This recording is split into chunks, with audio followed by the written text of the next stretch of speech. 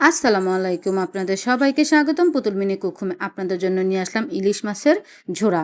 এখানে আমি 3টা মাঝারি সাইজের ইলিশ মাছ নিয়েছি। এটা সিদ্ধ করতে বসিয়ে দিব। পানিটা গরম হয়ে গেলে স্বাদ মতন লবণ, সামান্য একটু হলুদের গুঁড়ো দিয়ে দিব। দিয়ে নেড়ে চেড়ে এখন আমি ঢেকে দিব ঢাকনা দিয়ে সিদ্ধ হওয়া পর্যন্ত। আমার সিদ্ধ হয়ে গেছে, এখন আমি জালির মধ্যে ঢেলে নিব। ঠান্ডা হয়ে গেছে, এখন আমি কাটা বেছে নিব। ইলিশ মাছের প্রচুর কাটা, তাই আমি কাটা বেছে নিয়েছি, আপনারাও কাটাটা বেছে নেবেন। এইটুকু হয়েছে আমার 3টা ইলিশ মাছ কাটা বাছার পর। এখন আমি পেঁয়াজ কেটে নিয়েছি 5টা বড় সাইজের, আর 4-5টা কাঁচামরিচ। পর্যাপ্ত পরিমাণে তেল দিয়ে পেঁয়াজটা আমি ভালো করে ভেজে নিয়েছি। 1 টেবিল চামচ আদা রসুন বাটা দিয়েছি, স্বাদ মতন লবণ দিয়েছি। দিয়ে ভালো করে আবার একটু ভাজাবো।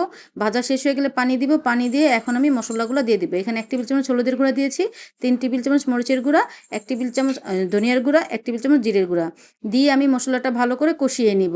আমার কিন্তু কষানো হয়ে গেছে। এখন আমি ঝোড়াগুলো দিয়ে দিব।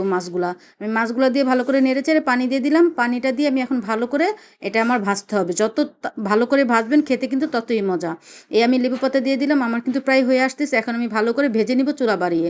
আমি চুলাটা বাড়িয়ে ভালো করে ভেজে নিচ্ছি। আপনারাও কিন্তু ভালো করে ভেজে নেবেন। আমার হয়ে গেছে। আপনারা খেতে কিন্তু দারুণ মজা। আপনারা বাসায় ট্রাই করবেন। আল্লাহ হাফেজ।